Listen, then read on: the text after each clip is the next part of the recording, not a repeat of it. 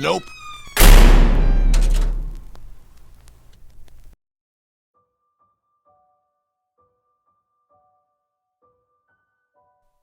Number 1.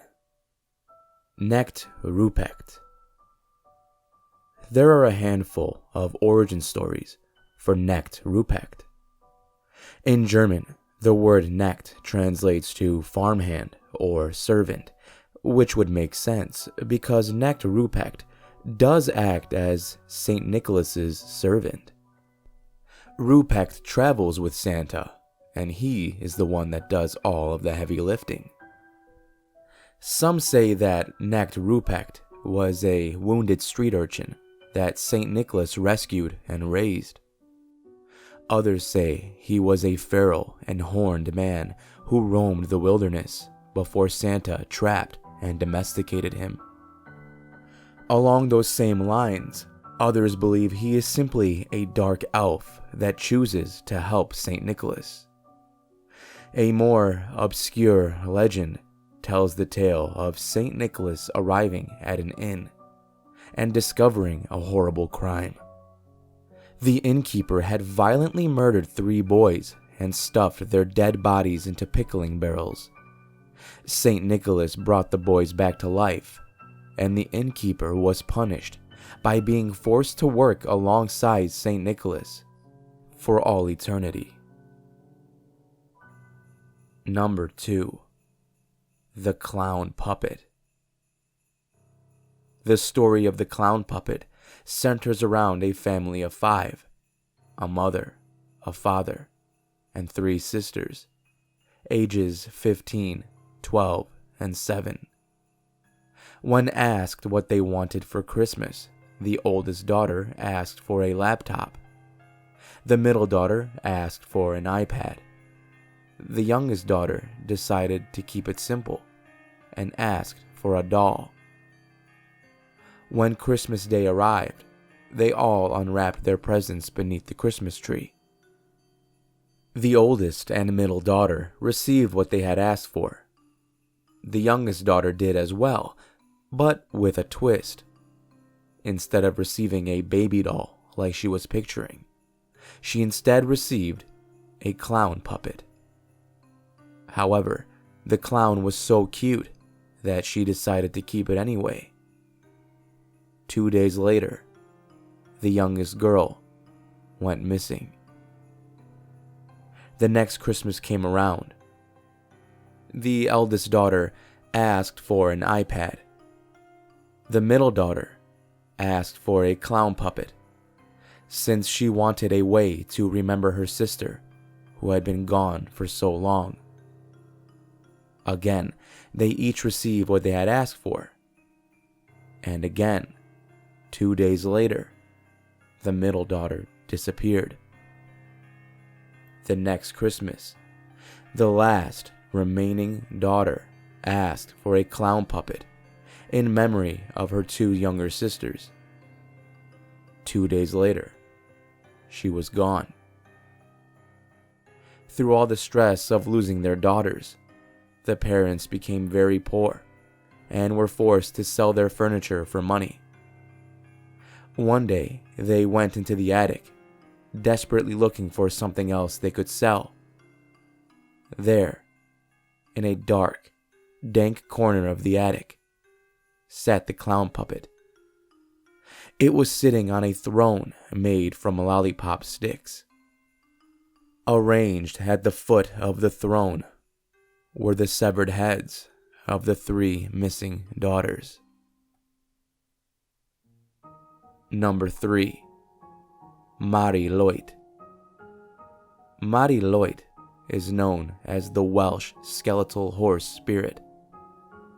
The custom centers around revelers who visit your home while carrying a horse skull that has been adorned during the holidays with ribbons, bells, and a sheet to give the whole affair a more ghostly appearance.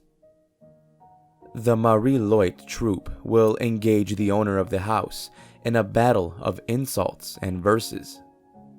If the troupe has the more creative rhymes, they're allowed in for drinks and food, while the ghoulish horse will scare away anything unwanted from the year. Number 4. Burning the devil. The Guatemalan tradition of burning the devil began in colonial times in anticipation of the Feast of the Immaculate Conception, the patron of Guatemala City. Those who could afford it decorated the fronts of their homes with lanterns.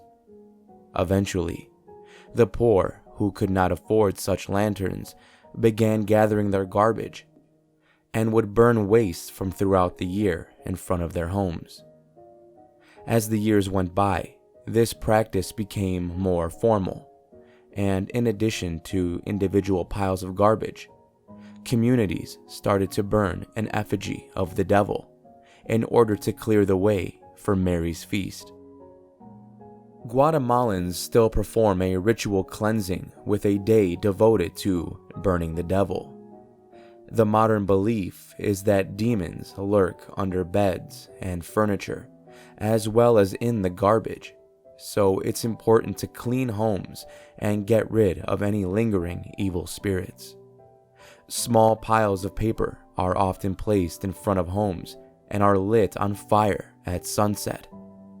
Firecrackers are lit in a smoky and noisy barrage of excitement to rid the old and welcome in the Christmas season.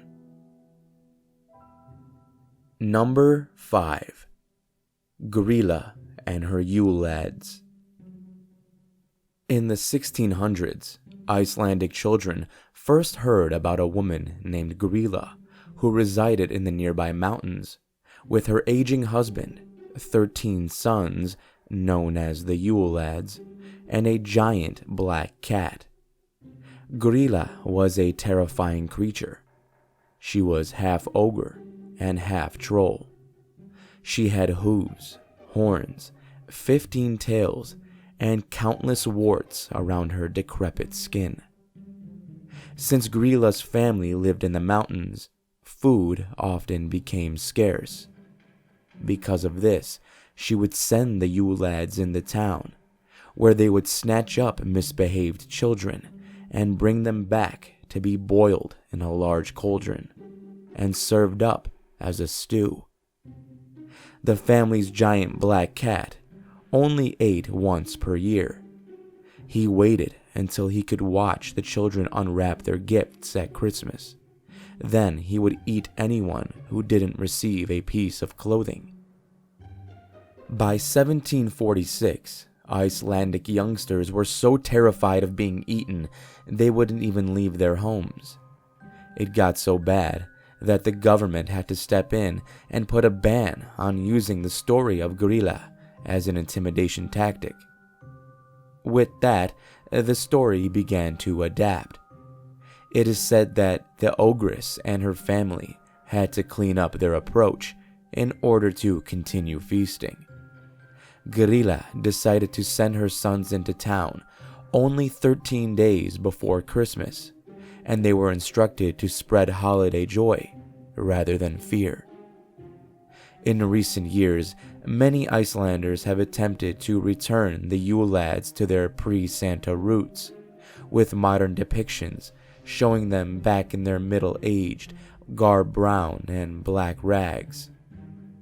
During the holidays, you may see people dressed up as Grilla's adult sons in their woolen suits.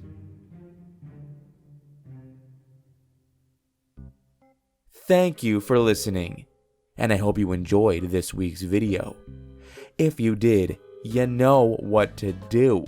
Smack that like button, or I'll make sure to send you a clown puppet for Christmas. I'll do it. Do not test me. I left links to all of the sources I used to put this video together in the description, in case anyone wants to learn more about any of the legends. Next week, I'll be posting an original Christmas story that I'm really excited for, so keep an eye out for that. But until then, remember to stay safe out there. I'll be seeing you in the next video.